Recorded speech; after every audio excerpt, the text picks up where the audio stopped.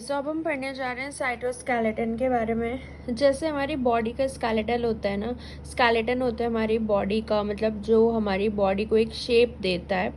उसी तरीके से सेल में भी न्यूक्लियस कहाँ होगा, लाइजोसोम कहाँ है, एंड जो वेसिकल्स चल के जा रही होती हैं सेल में, वो सब भी एक स्केलेटन होता है। सेल का भी एक स्केलेटन होता है, तो उसी को हम बोलते हैं सेल स्केलेटन, जिसको हम रीऑर्गेनाइज भी कर सकते हैं। हम अपने बॉडी को तो नहीं और रीऑर्गेनाइज कर सकते ना, लेकिन सेल के स्केलेटन को हम इजीली रीऑर्गेनाइज कर सकते हैं। इसके अंदर हमको 3 डिफरेंट प्रोटीन्स मेन हम पढ़ेंगे, जिनके बारे में न्यूक्लियस हमेशा सेंटर में होता है एंड हर साइड में सिग्नल देता रहता है, प्लाज्मा बी सेल को छोड़ के।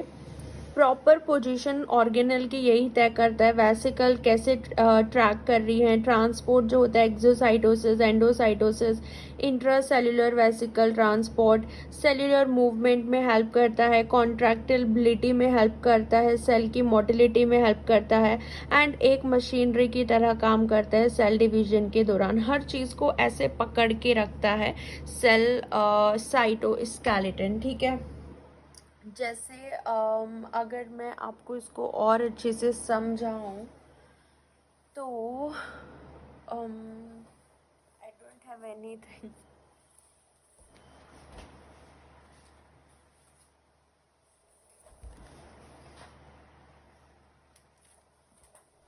जैसे हमारे पास सपोज करो ये चीज़ है, ये कहीं भी जा सकती है, ये भी कहीं भी जा सकती है, लेकिन जो इनको एक जगह पे रख रहा है पकड़ के, उसको हम स्केलेटन बोल रहे हैं। तो ऐसे ही सेल के अंदर ऐसा नहीं हो सकता कि लाइजोसोम न्यूक्लियस आपस में टकरा जाएं, सारी चीज़ें आपस में मिल जाएं, ऐसा नहीं होता है।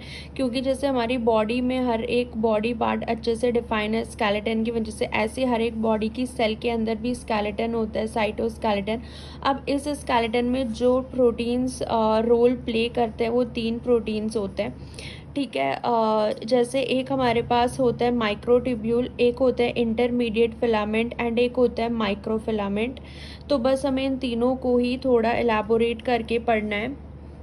माइक्रोट्यूब्यूल का जो डायमीटर होता है, फिर इन सब में हमने डिफरेंसेस लिखे हुए हैं। माइक्रोट्यूब्यूल 25 नैनोमीटर, देन ये 10 to 12 नैनोमीटर, एंड माइक्रोफिलामेंट सबसे कम होता है 7 to 8 नैनोमीटर। इनके अंदर मोनोमर यानी कि जो माइक्रोट्यूब्यूल बना हुआ है, ये अल्फा बीटा ट्यूबुलेंट से मिलके बना हुआ है, ठीक है। और इसमें तो इंटरमीडिएट फिलामेंट में तो मोर देन 70 डिफरेंट प्रोटीन्स होते हैं, आप क्या क्या याद रखोगे। और जो माइक्रो फिलामेंट होता है ये एक्टिन का बना हुआ होता है, एटीपी इसमें यूज़ होता है एंड इसमें जीटीपी यूज़ होता है। ऐसी पोलैरिटी होती है, इसमें भी पोलैरिटी होती है, इसमें भी पोलैरिटी होती है, इंटरमीडिएट में नहीं होती है पोलैरिटी। मोटर प्रोटीन इसमें होते हैं काइनेसिन and dynein. In case of microtubule इसमें मायोसिन होता है, माइक्रोफिलामेंट, और इसको हम एक्टिन फिलामेंट भी बोलते हैं। असेंबली डी असेंबली ये इकट्ठे होते हैं फिर हट जाते हैं, वो फॉस्फोराइलेशन डीफॉस्फोराइलेशन, इसमें भी फॉस्फोराइलेशन डीफॉस्फोराइलेशन होता है। माइक्रोफिलामेंट और एक्टिन फिलामेंट में इसमें जो रेगुलेशन होता है वो large number of protein decide करते हैं। हाईली डायनामिक होता है, मतलब मूव करने वाला डायनामिक। ये लेस डायनामिक होता है, ये भी हाईली डायनामिक होता है। इसका फंक्शन क्या होता है माइक्रोट्यूब्यूल का, ये ऑर्गेनाइजेशनल फ्रेमवर्क करता है, ऑर्गेनल को ट्रांसपोर्ट करता है। सीलिया और फ्लैजेला में जो सपोर्ट देता है वो माइक्रोट्यूब्यूल ही होता है। माइटोटिक स्पिंडल जो बनता है वो माइक्रोट्यूब्यूल ही बनाते हैं। ये सेल के टिश्यू की इंटीग्रिटी को सपोर्ट करते हैं, इंटरमीडिएट फिलामेंट। एंड जो माइक्रोफिलामेंट होते हैं ये एक कॉन्ट्रैक्टाइल मशीनरी की तरह काम करते हैं and network for sale cortex. ये प्लाज्मा मेम्ब्रेन को सपोर्ट करते हैं। सूडोपोडिया फॉर्मेशन में, माइक्रोविलाई फॉर्मेशन में माइक्रोफिलामेंट आते हैं और एक्टिन फिलामेंट इनको बोलते हैं, ठीक है। तो ये एक ऑर्गेनल ट्रांसपोर्ट कराता है, सीलिया फ्लैजिला में इन्वॉल्व, माइटोटिक स्पिंडल में इन्वॉल्व। एंड जो माइक्रोफिलामेंट होता है it act as a contractile machinery, cell को ऐसे कॉन्ट्रैक्ट करना है ना। सेल साइज भी माइक्रोफिलामेंट या एक्टिन फिलामेंट मेंटेन करते हैं, प्लाज्मा मेम्ब्रेन को सपोर्ट करते हैं, and they involve in the formation of microvilli and pseudopodia. तो ये हमने देखा है अभी तक साइटोस्केलेटन के बारे में, ठीक है। इसके बाद हम अभी स्टार्ट कर रहे हैं माइक्रोट्यूब्यूल्स से।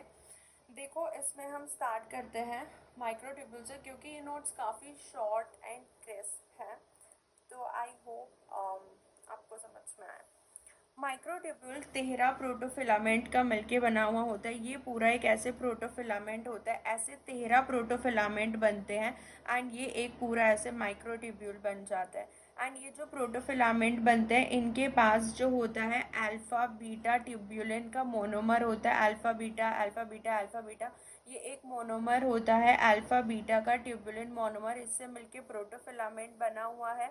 एंड फिर 13 प्रोटोफिलामेंट मिलके क्या बना लेते हैं, माइक्रोट्यूब्यूल बना लेते हैं एंड ये हमारा माइक्रोट्यूब्यूल बन जाता है।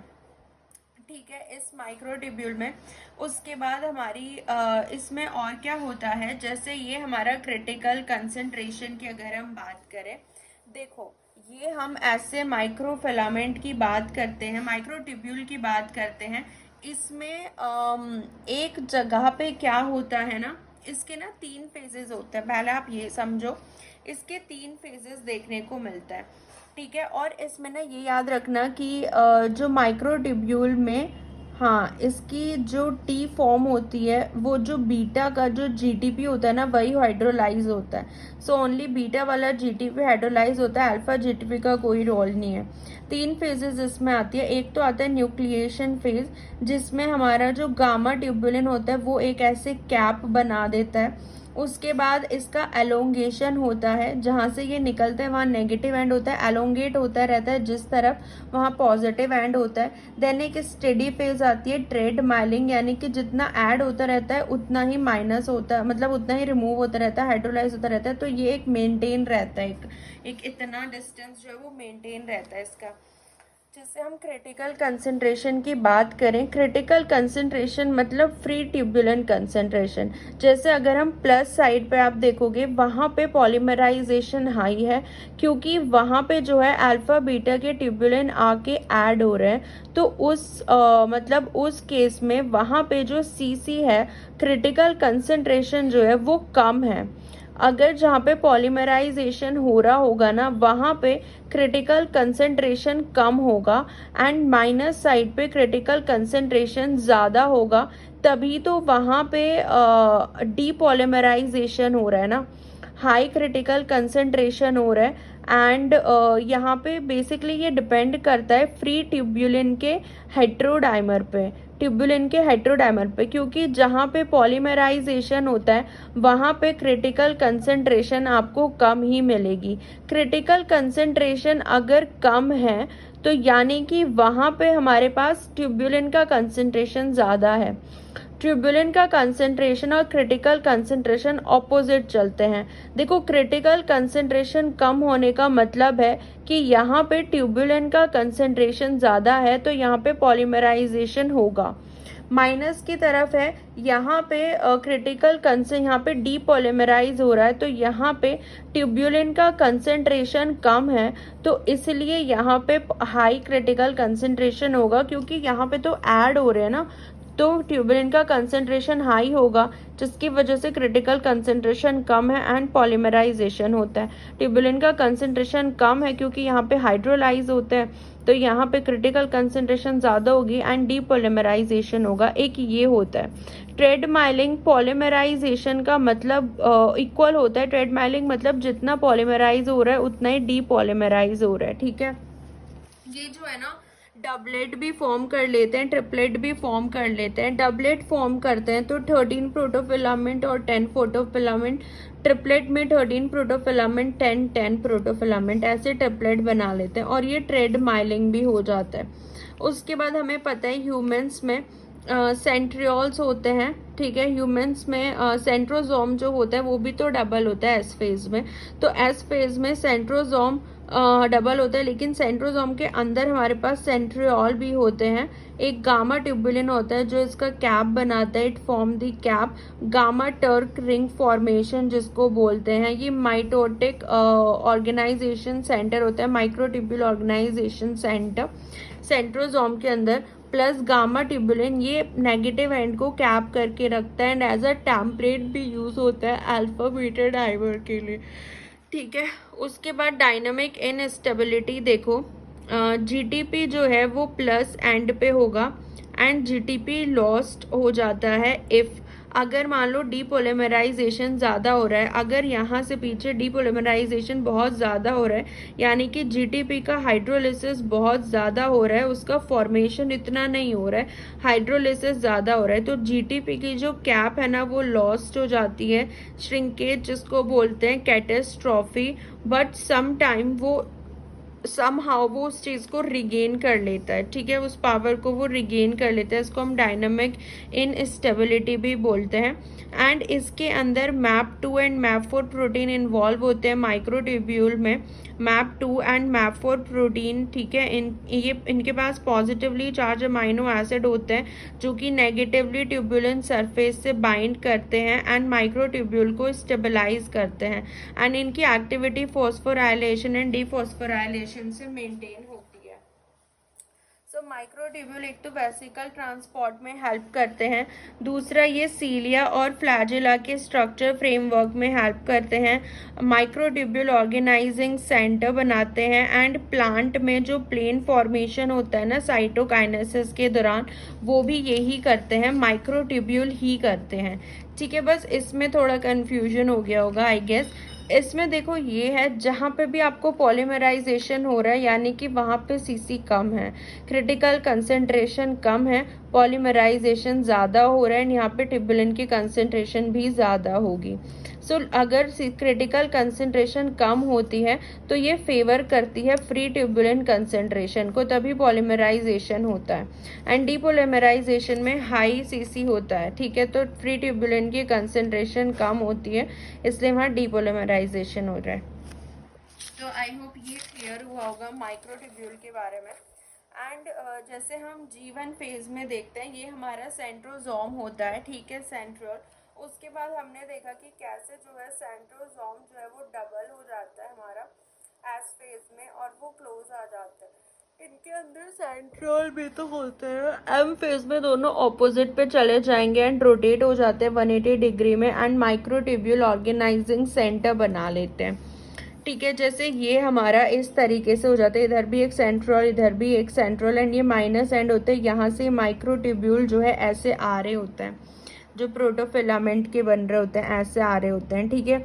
एंड ये जो क्रोमोसोम के यहाँ पे काइनेटोकोर होता है ना, यहाँ पे separate depolymerisation state at plus end by motor protein.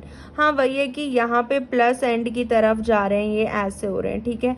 यहाँ पे काइनेटोकोर में भी काफ़ी सारे प्रोटीन्स होते हैं, अभी हम देखेंगे उनका रोल भी देखेंगे, ठीक है। तो ये मेटाफेज स्टेज में हमें ये देखने को मिलता है, ठीक है। मैप प्रोटीन होता है, हाँ मैप 4 होता है, जो स्टेबलाइजर की तरह काम करता है, ओके।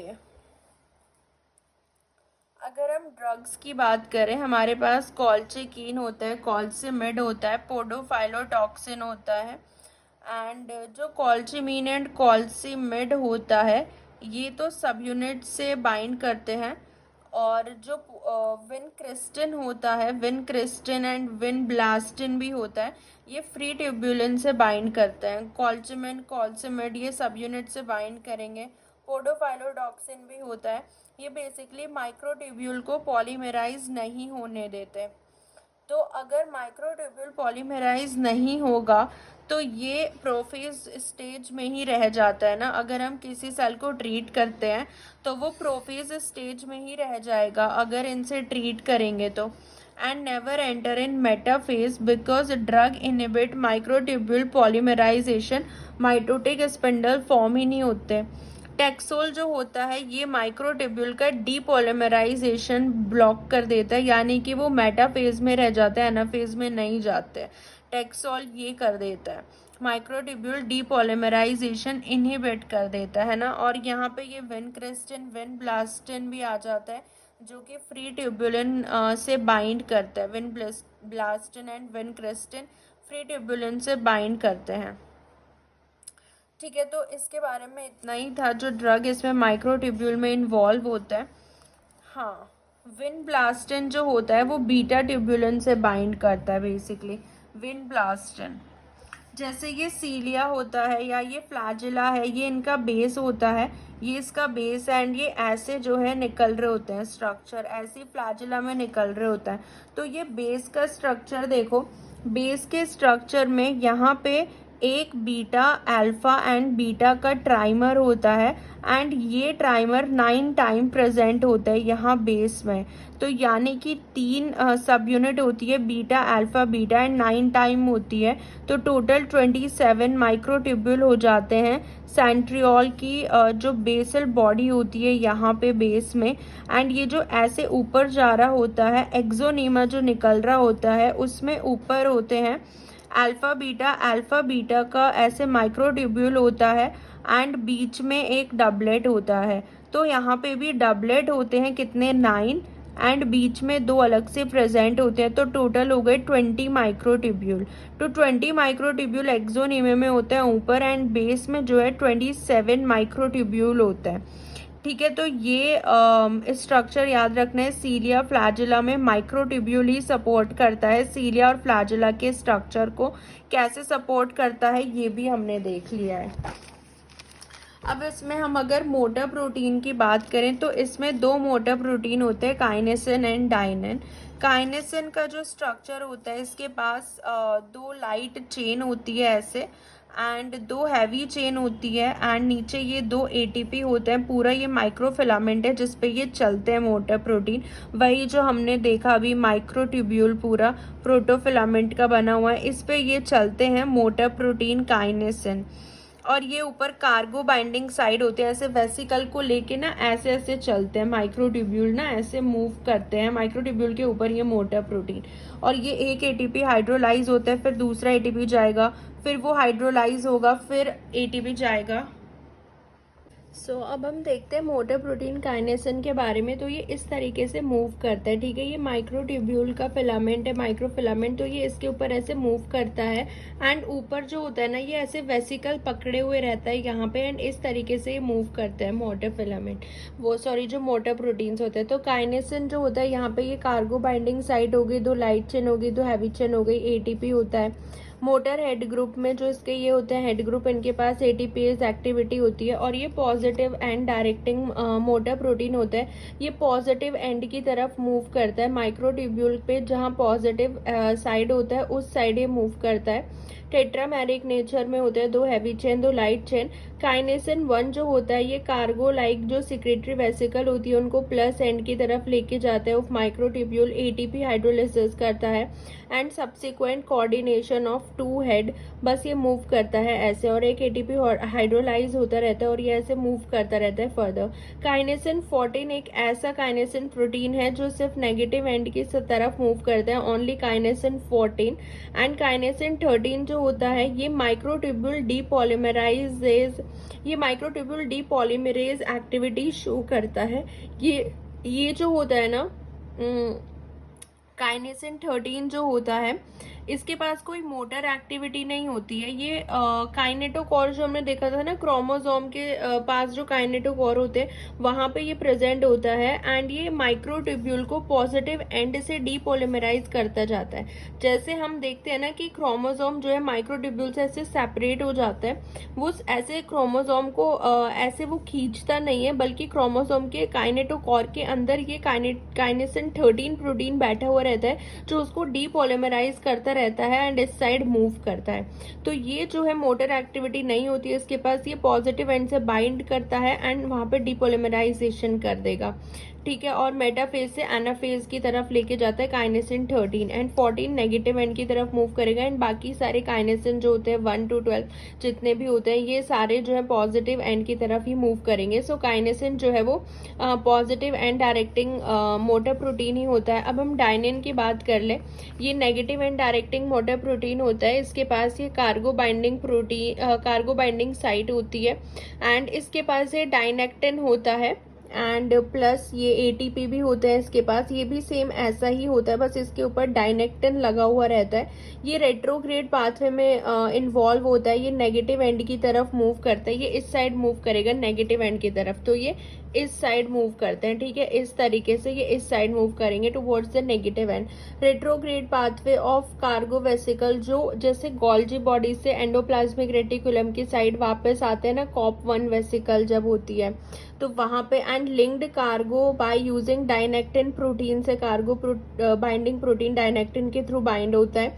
इंपॉर्टेंट रोल इसका क्रोमोसोम मूवमेंट में होता है ड्यूरिंग माइटोसिस में। एंड पोजीशनिंग जो होती है ऑर्गेनल्स की, जैसे टुवर्ड्स द सेल सेंटर, जैसे ईआर हो गया, गोल्जी हो गया, उनकी पोजीशनिंग में इसका रोल होता है। क्रोमोसोम मूवमेंट ड्यूरिंग माइटोसिस में, एंड ऑल्सो सीलिया और फ्लैजिला के मूवमेंट में भी ये इन्वॉल्व होता है। Cilia flagella movement and positioning of organelle toward the cell centre, also important role in chromosome movement during mitosis. तो ये जो होता है डायनिन का काम होता है, ये हम पढ़ रहे हैं माइक्रोट्यूब्यूल के बारे में।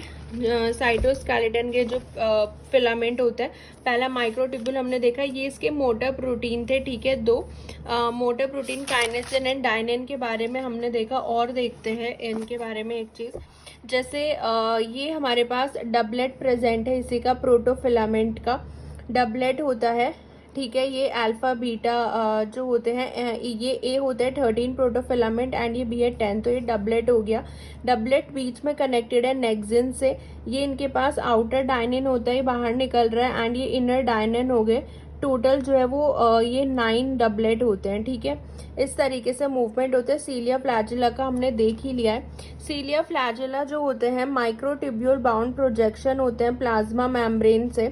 माइक्रोट्यूब्यूल का ही स्ट्रक्चर होता है सीलिया और फ्लैजिला में। अभी हमने देखा कैसे जो है बेस में 27 प्रेजेंट थे, टोटल जो है 3 ट्रिपलेट थे एंड टोटल 9 थे, सो 9 इंटू 3 27।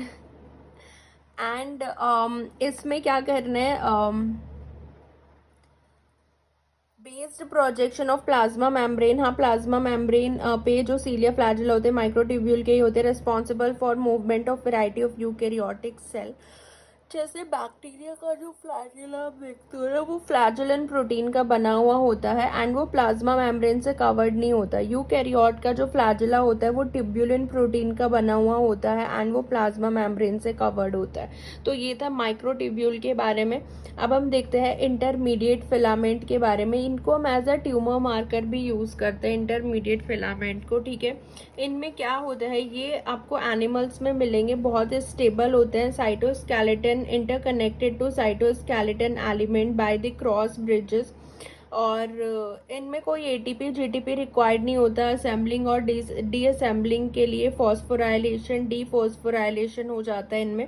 जैसे जो एपिथेलियल सेल होती है उसके अंदर केराटिन होता है, ऐसे ही मसल सेल के अंदर डेस्मिन होता है। एंड जो कनेक्टिव टिश्यू होते हैं, फाइब्रोब्लास्ट जो हमारी होती है कनेक्टिव टिश्यू में, वहाँ पे हमें विमनेक्टिन मिलता है, मसल्स में डेस्मिन मिलता है, कैरेटिन में, एपिथेलियल सेल्स में कैरेटिन मिलता है, न्यूरॉन्स में न्यूरोफिलामेंट होते हैं, न्यूक्लियस में लैमिन जो होता है। ये सारे इंटरमीडिएट फिलामेंट होते हैं, इनको हम as a tumour marker use कर सकते हैं। ये प्रोटीन्स ही होते हैं बेसिकली, ठीक है, intermediate filament.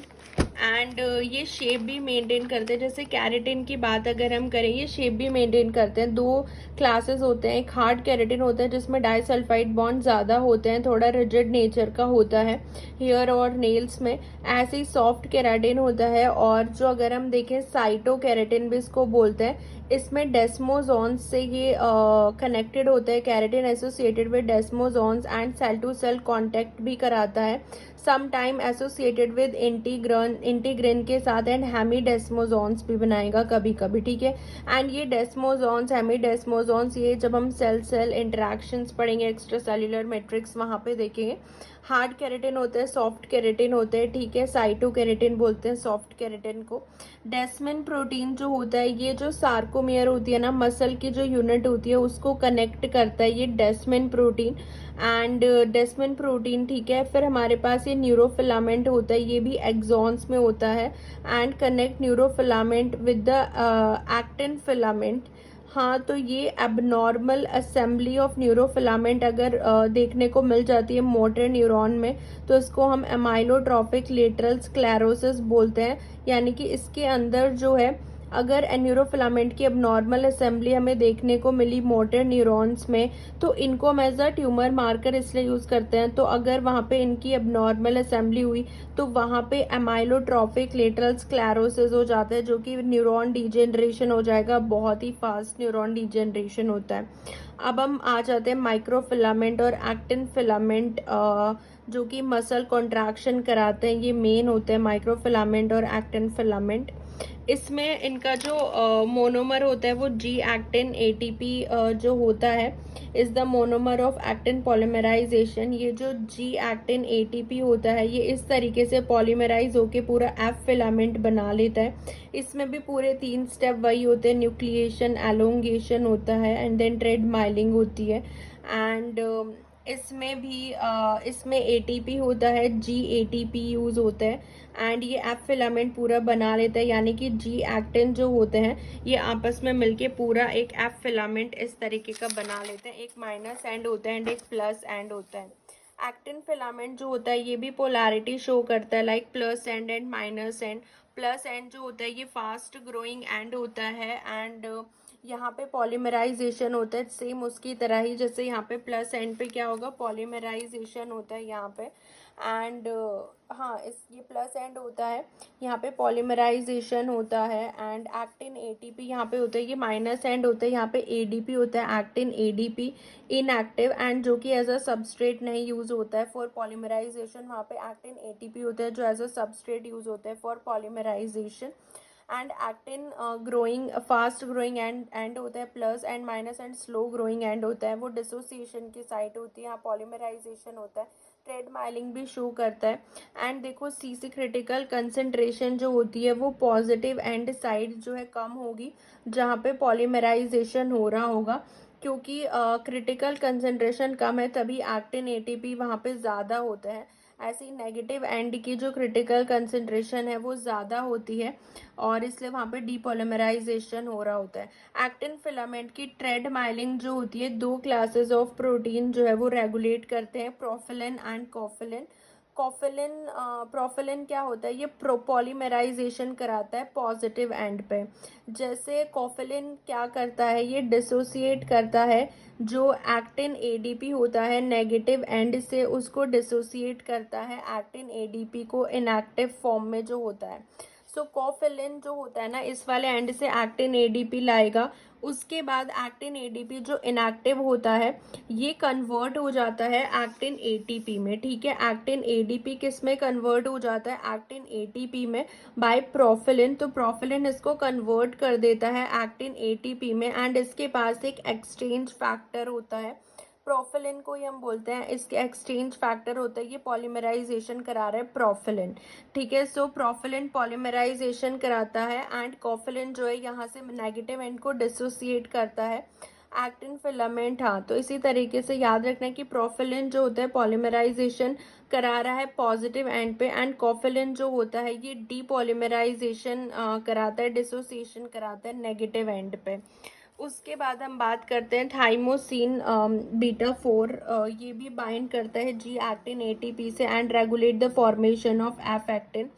Remodelling of actin cytoskeleton इसमें रिक्वायर्ड होती है, जो कॉन्ट्रैक्टाइल रिंग फॉर्मेशन होती है।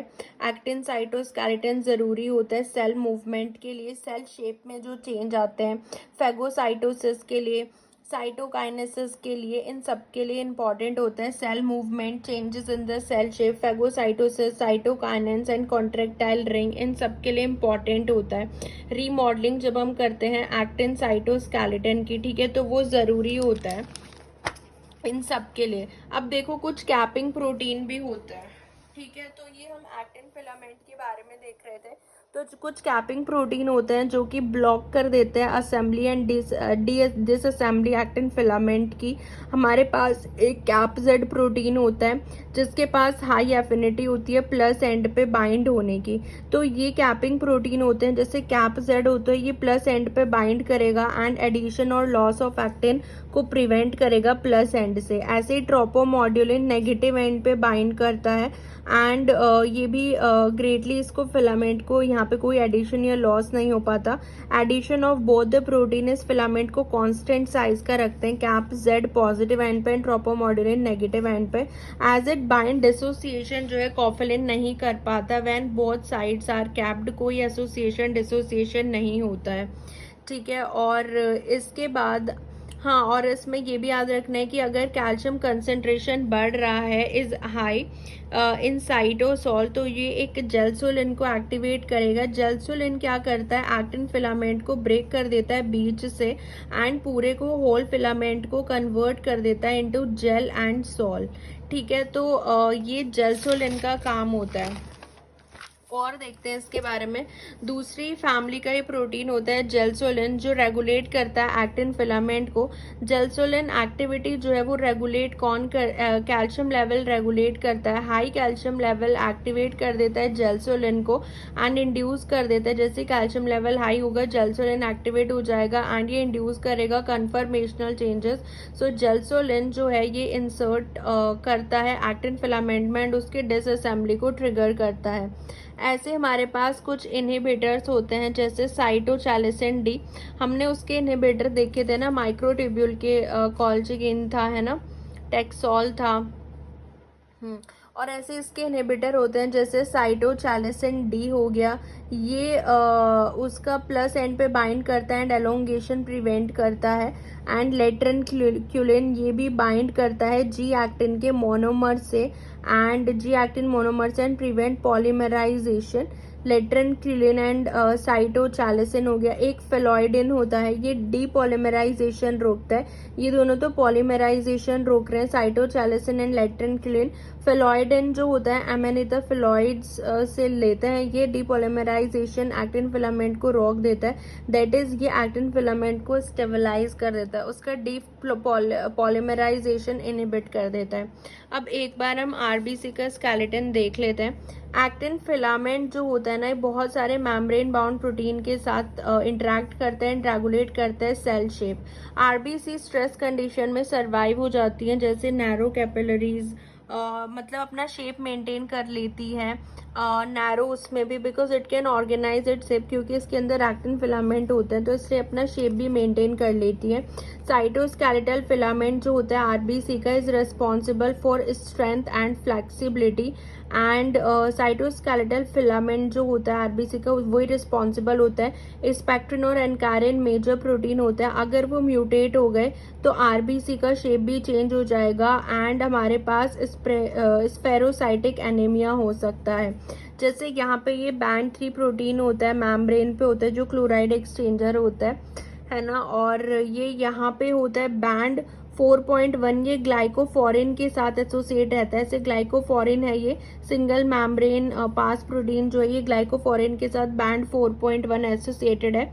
देन ये स्पेक्ट्रिन होता है जो सारे प्रोटीन को ऐसे होल्ड करके रखता है एंड एनकायरिन क्या करता है, ये इस मेम्ब्रेन एनकायरिन होल्ड करता है मेम्ब्रेन प्रोटीन को, उसको स्पेक्ट्रिन से बाइंड करता है। सो स्पेक्ट्रिन सबको होल्ड कर रहा है, एनकायरिन मेम्ब्रेन प्रोटीन को होल्ड कर रहा है एंड ये होता है हमारे पास बैंड 4.1 जो ग्लाइकोप्रोटीन से एसोसिएटेड है। तो ये हमने इसका स्ट्रक्चर देख लिया। स्फेरोसाइटिक एनीमिया जिसमें आरबीसी की शेप जो होती है श्रिंक हो जाती है एंड लाइफ स्पेन आरबीसी का कम हो जाता है। ऐसे ही मसल में अगर हम देखें ट्रांस मेम्ब्रेन मसल सेल्स में होते हैं, ऐसे डिस्ट्रोफिन होता है, वो एक्टिन फिलामेंट से ऐसे लगा हुआ होता है। सो डिस्ट्रोफिन मस्कुलर सेल की शेप मेंटेन करता है। मस्कुलर डिस्ट्रॉफी ऐसी जेनेटिक डिसीजेज होती हैं which often characterise by weakening of skeletal muscle cells. Dystrophin का जीन जो है वो एक्स क्रोमोसोम पे लोकेटेड होता है, सो ये मेल में ज्यादा कॉमन होती है मस्कुलर डिस्ट्रॉफी, ठीक है। मोटर प्रोटीन की अगर हम बात करें मायोसिन, अब उसके अंदर हमने देखा था माइक्रोट्यूब्यूल में मोटर प्रोटीन होता है काइनेसिन एंड डाइनिन, यहाँ पे मोटर प्रोटीन मायोसिन होता है, मेन मोटर प्रोटीन होता है। 14 मायोसिन फैमिली आइडेंटिफाई है जो रेगुलेट करती है muscle physiology by using actin protein. Myosin जो है 2 टाइप का होता है। सो एक्टिन और मायोसिन का हम रोल भी देखते हैं ना मसल कॉन्ट्रैक्शन में, वो भी हम डिफाइन करेंगे एक वीडियो के थ्रू। एंड मायोसिन जो होता है ये 2 टाइप के होते हैं, एक होता है कन्वेंशनल मायोसिन एंड एक होता है non conventional myosin. Myosin. Conventional myosin जो होता है ये मसल्स में प्रेजेंट होता है, मसल सेल्स में, जैसे मायोसिन 2 हो गया जो रेगुलेट करता है एफ एक्टिन की एक्टिविटी को। सो मायोसिन 2 मसल्स में होता है। नॉन कन्वेंशनल हो गया मायोसिन 1 हो गया, है ना, जो कि रेगुलेट करता है cargo vesicle movement toward plus end by using F actin filament को एज अ ट्रैक यूज करेगा और प्लस एंड की तरफ लेके जाएगा वेसिकल को मायोसिन नॉन मसल सेल्स में। Contractile assembly of actin and myosin occur in muscle as well as non-muscle cells. Myosin 3 जो होता है सेंसरी रोल होता है विजन में। 6 and 7 का maintenance of sensory mechanism of hearing में रोल होता है 6 and 7। एंड हाँ, ये कॉन्ट्रैक्टाइल रिंग जो फॉर्म होती है ड्यूरिंग साइटोकाइनेसिस जब होता है तो उस टाइम पे भी इनका ही रोल होता है एक्टिन फिलामेंट का। सो मायोसिन 1 याद रखना है, मायोसिन 2 होता है मसल प्रोटीन, ठीक है। सो जो मसल सेल्स में इन्वॉल्व होता है कन्वेंशनल मायोसिन। सो ये था इसके बारे में, मसल के बारे में। ये एक क्वेश्चन था इसके ही अराउंड आया था। लाइक इंटरमीडिएट फिलामेंट जो होता है ये मैकेनिकल स्ट्रेंथ प्रोवाइड करता है। माइक्रो फिलामेंट और एक्टिन फिलामेंट शेप डिटरमाइन करता है and necessary for sale locomotion. And जो पोजीशन होती है मेम्ब्रेन बाउंड ऑर्गेनल की एंड जो इंट्रासेल्युलर ट्रांसपोर्ट होता है वो माइक्रोट्यूब्यूल कराता है। शेप अगर कहीं पे आ रहा है जो शेप डिटरमाइन करता है necessary for sale locomotion, that is actin filament, micro filament. And जो मेंटेन करता है position of the membrane bound organelle जो होता है इंट्रासेल्युलर ट्रांसपोर्ट, ये सेल लोकोमोशन के लिए भी, क्योंकि आरबीसी मूव करती है ना इसी वजह से, एक्टिन फिलामेंट की वजह से। तो ये सब हमने देख लिया साइटोस्केलेटन के बारे में, ठीक है। So this is all about the cytoskeleton. इसके बारे में और भी पढ़ेंगे, लेकिन अब हम स्टार्ट करने वाले हैं सेल साइकिल।